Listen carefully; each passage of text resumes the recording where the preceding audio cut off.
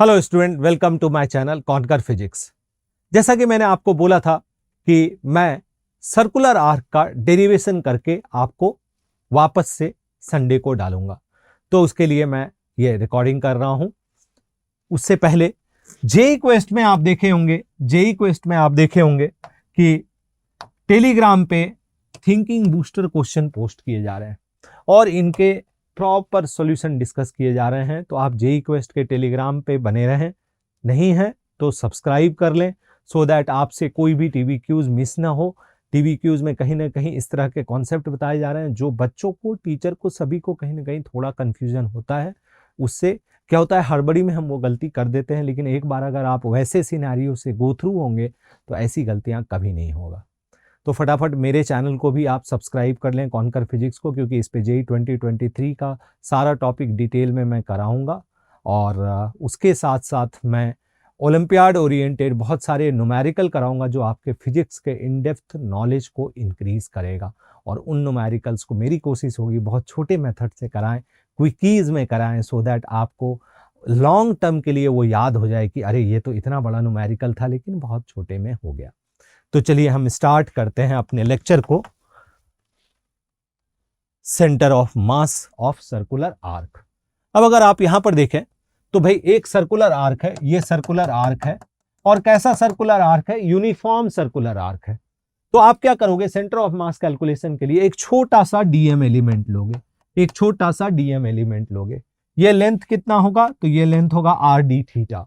चूंकि मास per unit length constant रहेगा क्योंकि ये यूनिफॉर्म आर्क लिखा हुआ है, तो डीएम की वैल्यू हो जाएगी लैम्डा आर डी थीटा।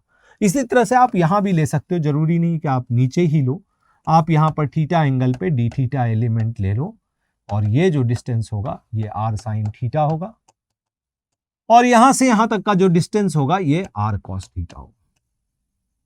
अब अगर आप यहां पर ध्यान दो तो एक्स एक्सिस इसका लाइन ऑफ सिमेट्री है, अगर कोई चीज लाइन ऑफ सिमेट्री है, एक्स एक्सिस किसका, लाइन ऑफ सिमेट्री, अगर कोई भी चीज जो लाइन ऑफ सिमेट्री होगा तो सेंटर ऑफ मास उसी लाइन पे लाई करेगा, यानी YCM इक्वल टू 0 हो जाएगा। इस तरह से आप आसानी से ये निकाल लिए, YCM 0 हो गया। अब आपको लग रहा होगा सर XCM कैसे निकालें, तो XCM इक्वल टू आप क्या करोगे, XDM डिवाइडेड बाई DM। अब x की वैल्यू कितनी है, तो इस डीएम एलिमेंट का x कोऑर्डिनेट, तो r cos थीटा, तो यहां आप क्या लिखोगे, r cos theta into lambda R D theta divided by DM की वैल्यू क्या है, लैम्डा आर डी थीटा। अब डी थीटा का इंटीग्रेशन अगर हम नीचे साइड करें, क्योंकि ये एंगल यहां से यहां अल्फा है और यहां से यहां अल्फा है, यानी जो ये आर्क है ये टिप पे 2 अल्फा एंगल सबटेन कर रहा है, ध्यान रखिएगा। यहां पर एक्स एक्सिस से इधर वाला पोर्शन अल्फा एंगल और इधर वाला पोर्शन भी अल्फा एंगल। तो यहां पे अगर आप देखें तो लैम्डा आर स्क्वायर बाहर आ जाएगा, यहां पर ऊपर में इंटीग्रेशन बचेगा कॉस थीटा डी थीटा, और थीटा का integration minus alpha to plus alpha, क्योंकि जब हम इस तरफ आएंगे तो माइनस अल्फा, जब हम ऊपर की तरफ जाएंगे तो प्लस अल्फा, डिवाइडेड बाय यहां पर आप करोगे तो यहां पे डी थीटा होगा और minus alpha to plus alpha, lambda से लैम्डा कट जाएगा, आर स्क्वायर से आर कट गया, यानी एक्सीएम इक्वल टू आ गया आर। और यहां पर अगर आप देखें तो कॉस थीटा का इंटीग्रेशन साइन थीटा हो जाएगा minus alpha to plus alpha divided by d theta का integration theta minus alpha to plus alpha. तो यहां से अगर आप इसको सॉल्व करते हो तो r sine alpha minus sine minus alpha divided by alpha minus minus alpha. अब अगर आप इसको सॉल्व करोगे तो ये क्या हो जाएगा, r into 2 sine alpha divided by 2 alpha, यानी यहां से आप देखें तो एक्सीएम निकल के आ गया r sine alpha by alpha.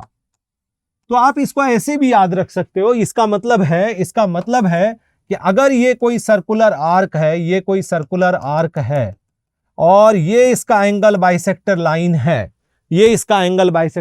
है, तो सेंटर ऑफ मास की दूरी जो यहां से होगी वो कितनी होगी, तो r sine alpha by alpha, यानी टिप से सेंटर ऑफ मास की दूरी r साइन अल्फा होगी। और ये रिजल्ट आप पूरे कहीं भी यूज कर सकते हैं। तो जैसे देखें केस वन, अगर आप यहां पर केस वन देखें तो लेट से ये सेमी सर्कुलर आर्क है। सेमी सर्कुलर आर्क है तो ये y एक्सिस हो गया, ये x एक्सिस हो गया। तो लाइन ऑफ सिमेट्री किसके अबाउट है? तो y एक्सिस के अबाउट है क्योंकि यूनिफॉर्म है, इसलिए एक्सियम इक्वल टू 0 हो जाएगा, because line of symmetry is about y axis. अब अगर एंगल देखें बेटा तो ये 90 या 90, यानी अल्फा की वैल्यू 90 डिग्री।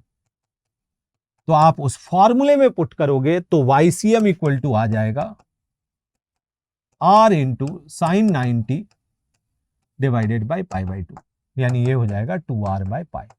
और होना भी यही चाहिए। आपको याद आ गया होगा, हाँ सर आपने भी फॉर्मूला लिखाया था और हमें याद भी है, तो 2R बाई पाई कर लेंगे।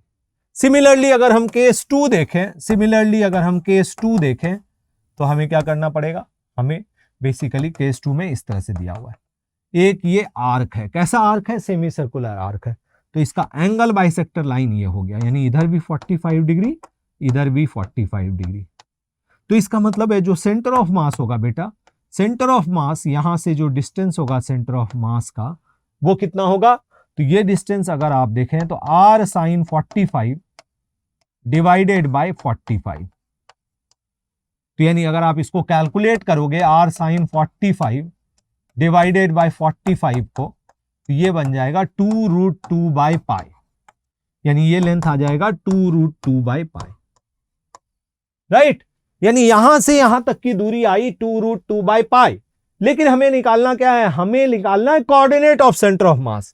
तो अगर हम कोऑर्डिनेट ऑफ सेंटर ऑफ मास लिख रहे हैं, कोऑर्डिनेट ऑफ सेंटर ऑफ मास, तो ये कितना हो जाएगा? तो कोऑर्डिनेट ऑफ सेंटर ऑफ मास जो होगा, ये अगर L है, ये अगर L है तो L cos 45 और L sin 45, यानी 2R by pi comma 2R by pi. तो इस तरह से आप आसानी से सेंटर ऑफ मास कैलकुलेट कर सकते हैं। इसी तरह से अगर आप केस 3 देखें, अगर आपको पूछा होता, मान लो सेमी सर्कुलर डिस्क होता, ये अगर सेमी सर्कुलर डिस्क है, ये क्या है? Semi circular disc, semi circular disc, और इसका सेंटर ऑफ मास पूछा होता तो ऑब्वियस है एक्सियम 0 होगा, क्योंकि y एक्सिस के अबाउट सिमेट्री है, अब आप क्या करोगे? यहां पर आप r रेडियस पे dr थिकनेस का लेंथ ले लो, ये रिंग ले लिए, it is combination of many ring. r radius पे dr थिकनेस का रिंग ले लिया, और इसका सेंटर कहां पे लाई करेगा? इसका सेंटर 2r बाय पाई पे लाई करेगा। यानी अब अगर आप YCM निकालोगे तो आप क्या लिखोगे? YCM कितना है? 2R बाय पाई इंटू यहां पर क्या करना पड़ेगा आपको? DM की वैल्यू क्या होगी? सिग्मा इंटू एरिया कितना है? एरिया है पाई r into dr divided by DM, sigma into pi r into dr, ठीक है। और इसको इंटीग्रेट 0 टू r कर देना, इसको भी इंटीग्रेट 0 टू r कर देना। तो यहां से देखो कॉमन क्या आ जाएगा? 2 सिग्मा पाई से पाई कट जाएगा, यहां पे तो पाई से पाई कट गया, तो 2 सिग्मा बाहर आ गया, और यहां इंटीग्रेशन में बच गया r square dr divided by, यहां से आप देखें सिग्मा पाई बाहर आ जाएगा, यहां पर r dr, 0 टू r और ये 0 टू r, तो ये हो जाएगा 2 by pi into r cube by 3 divided by r square by 2, तो यहां आ जाएगा 4r बाई 3 पाई। तो इस तरह से आप आसानी से कैलकुलेट कर सकते हैं। तो आपने यहां पर देखा कि आपने एक रिजल्ट यह कंक्लूड किया, और उसी रिजल्ट से डिफरेंट सिचुएशन में आपने उस फॉर्मूले को अप्लाई करके सॉल्व कर दिया। तो इस तरह से आप ऐसे ही बहुत सारे केसेस क्रिएट करें, या आपके बुक में होगा, जो भी बुक आप फॉलो कर रहे होंगे वहां पर अप्लाई करके देखें, तो ग्रेजुअली आपका बहुत अच्छा हो जाएगा।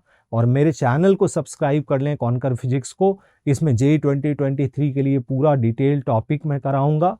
उसके अलावा मैं क्विकीज सीरीज, जिसमें आपने देखा होगा एक न्यूमेरिकल मैंने अभी उसमें करवाया था जो ओलंपियाड का था, लेकिन उसको बहुत छोटे मेथड से, सो दैट आपको याद भी रहे, आपको समझ में भी आए और एक मजा भी आ जाए, क्योंकि इन डेप्थ नॉलेज के लिए एंजॉयमेंट जरूरी है और वो कॉन्सेप्ट लर्निंग से ही वो एंजॉयमेंट बनता है। तो बने रहें मेरे चैनल पे। तो कॉन्कर फिजिक्स को subscribe, like, bell icon button दबा लें ताकि जो भी मेरा लेक्चर आ रहा है वो आपको मिले। प्लस जेई क्वेस्ट पे भी आप बने रहें सो दैट वहां पर जो भी चीज हो रही है वो भी आप बेनिफिट उठा सकें। तो ऑल द बेस्ट, मिलते हैं अगले लेक्चर में।